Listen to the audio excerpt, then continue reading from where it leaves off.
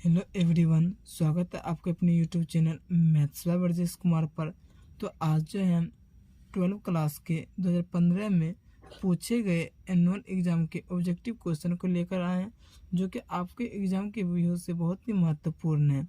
तो आप इस वीडियो को ज़्यादा से ज़्यादा बार देखें और अपने एग्ज़ाम में को बेहतर बनाएं। तो हमारा जो पहला क्वेश्चन कहता है कि एक विद्युत द्विध्रुव दो विपरीत आवेशों से बना है, जिनके परिमाण +3.2 गुना 10⁻⁻19 कूलम एवं -3.2 गुना 10⁻⁻19 कूलम है, और उनके बीच की दूरी जो है दिया गया है 2.4 गुना 10⁻10 मीटर है। विद्युत द्विध्रुव का आघूर्ण है। तो विद्युत द्विध्रुव का आघूर्ण है, तो पहले हम यहाँ से समझ लेते हैं कि मान लीजिए ये हमारा कोई एक पिन है, यानी कि वस्तु है, इसके बीच की दूरी, और ये इस पर जो चार्ज है +Q है और इस पर जो चार्ज है क्या है -Q है, और इनके बीच की दूरी हमें भी दिया गया, यानी अल्प दूरी कितना 2L है।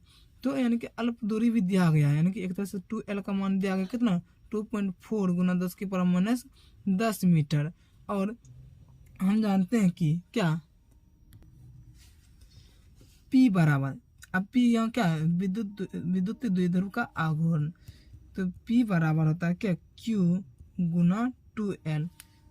Q गुना 2L, यानी कि 2L यहाँ पर हमारा दूरी है, क्या है दूरी है। तो Q का मान हमें दिया गया कितना, Q का मान हमें दिया हुआ है +3.2 गुना 10⁻19, यानी कि 3.2 गुना 10⁻19 कूलम है। तो हम यहाँ पर इसका मान रख देंगे 3.2 गुना 10⁻19 गुना 2L, यानी कि अल्प दूरी जो दिया गया हमें उसका भी मान रख देंगे, कितना है 2.4 गुना 10⁻10 मीटर। तो अब जब हम इसको गुना करेंगे तो दशमलव यहाँ पर हटाएंगे तो 10, यहाँ पर हटाएंगे तो 10। तो जब हम 32 और 24 को गुना करते हैं तो 32 और 24 को गुना करने पर हमारा आता है 768, और बटे 10 देगा 100। यहाँ पर आ जाएगा गुना 10⁻⁻ में ये भी है और 10⁻⁻ में भी है, तो माइनस में दोनों है तो गुना में क्या होगा, पावर जुड़ जाएगा, तो 10⁻29 10⁻29 और कूलम, क्योंकि आवेश को क्यू से और दूरी को मीटर से, तो कूलम इंटू मीटर। तो यहाँ पर क्या निकल जाएगा हमारा 7.68 गुना 10⁻⁻29 कूलम इंटू मीटर, हमारा आंसर निकल जाएगा, जो कि हमारा कितना -29, यहाँ पर -27 से, जो कि हमारा रॉन्ग है। 7.68 गुना 10⁻⁻29 कूलम इंटू मीटर, जो कि हमारा बी नंबर ऑप्शन क्या है, सही है। अब कहता है किलोवाट घंटा मात्रक है, कहता किसका मात्रक है। तो किलोवाट घंटा जो मात्रक होता है वो कहता है पहला ऊर्जा का, शक्ति का, बल आघूर्ण का, बल का। तो किलोवाट घंटा जो होता है वह ऊर्जा का मात्रक होता है, किसका होता है, ऊर्जा का मात्रक होता है। तो हमारा ए नंबर ऑप्शन क्या हो जाएगा, सही हो जाएगा। अब कहता है, आप कहिएगा कि ऊर्जा का तो मात्रक जूल होता है, फिर ये किलोवाट घंटा कहाँ से आ गया। तो किलोवाट घंटा बड़े मात्रकों के लिए आता है, किलोवाट घंटा जो है वो किसके, मतलब ऊर्जा के बड़े मात्रकों के लिए आता है। तो हमारा जो किलोवाट घंटा ऊर्जा का मात्रक है। अब कहता है विद्युत परिपथ के किसी बिंदु पर सभी धाराओं का बीजगणितीय योग, ए ऑप्शन में कहता अनंत होता है, बी में कहता है धनात्मक होता है, सी में कहता शून्य होता है, और डी में कहता ऋणात्मक होता है। तो विद्युत परिपथ के किसी बिंदु पर सभी धाराओं का जो बीजगणितीय योग होता है वह क्या होता है, शून्य होता है, क्या होता है, शून्य होता है। अब कहता है चुंबकशीलता की बीमा होती है।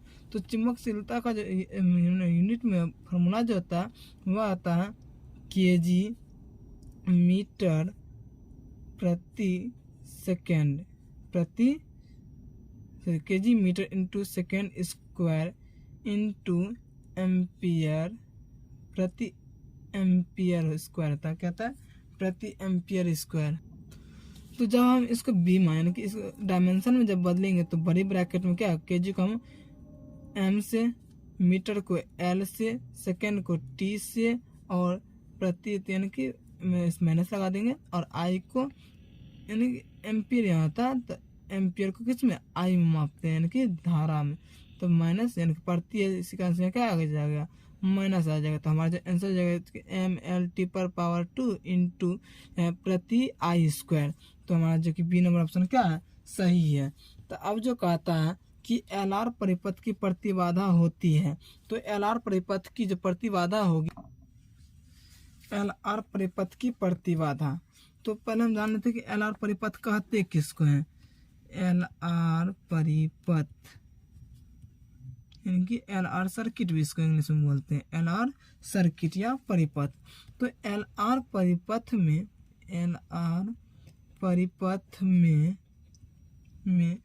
L प्रेरकत्व है, L प्रेरकत्व वाले प्रेरक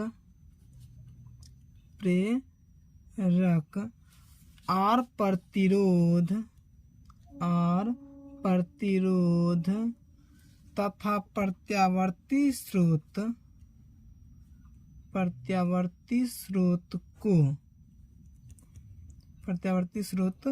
को श्रेणी क्रम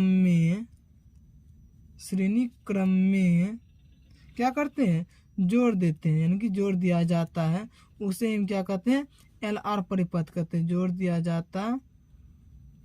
जाता है। यानी कि मान लीजिए कोई फिगर है XL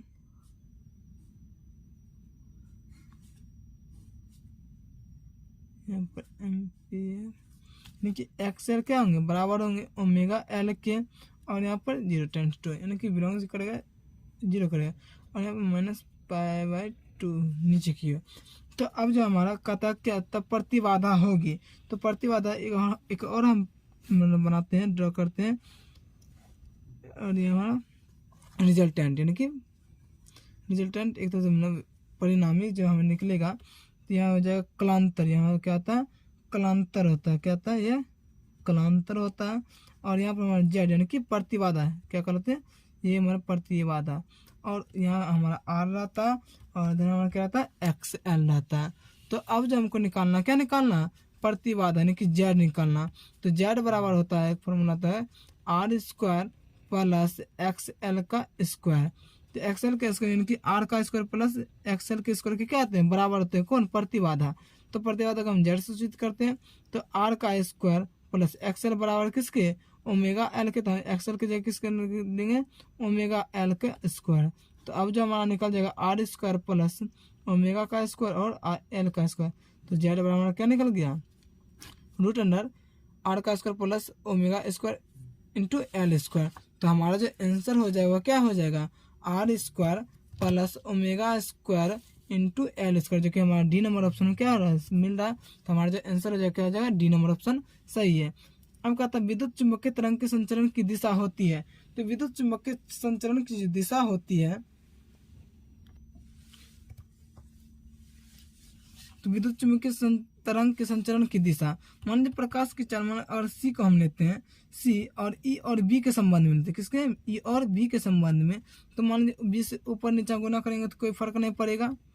तो ई गुना बी बटे B², और अगर हम इसको सदिश फॉर्म में लिखेंगे तो क्या आ जाएगा, वेक्टर का सिंबल आ जाएगा। तो वेक्टर यानी कि सी हमारा क्या हो गया, समानुपाती होगा किसके, समानुपाती होगा ई और बी के, ई गुना बी के, यानी कि ई बढ़ेगा तो ई भी बढ़ेगा, ई घटेगा तो ई भी क्या होगा, घटेगा। तो ये हमारा क्या है, यही तो हमारा प्रकाश की चाल में क्या है, संचरण की दिशा है, यानी कि ई गुना बी के क्या होंगे, समानांतर होंगे, क्या होंगे, समानुपाती भी कह सकते हैं, या फिर समानांतर भी कह सकते हैं, तो हमारा जो आंसर हो जाएगा वह क्या हो जाएगा, डी नंबर ऑप्शन क्या है, सही है, जो कि हमारा डी नंबर ऑप्शन क्या है, सही है। अब कहता है कि जब प्रकाश की एक किरण ग्लास स्लैब में प्रवेश करती है तो इसका तरंगदैर्घ्य बढ़ता है, घटता है और परिवर्तित रहता है, आखिरी पूर्ण है। तो जब प्रकाश की एक किरण ग्लास स्लैब में प्रवेश करती है तो इसका जो तरंगदैर्घ्य होता है वह घटता है, क्या होता है, घटता है। अब कहता है नॉर गेट के लिए बूलियन व्यंजक है। तो नॉर गेट जो होता है वह होता है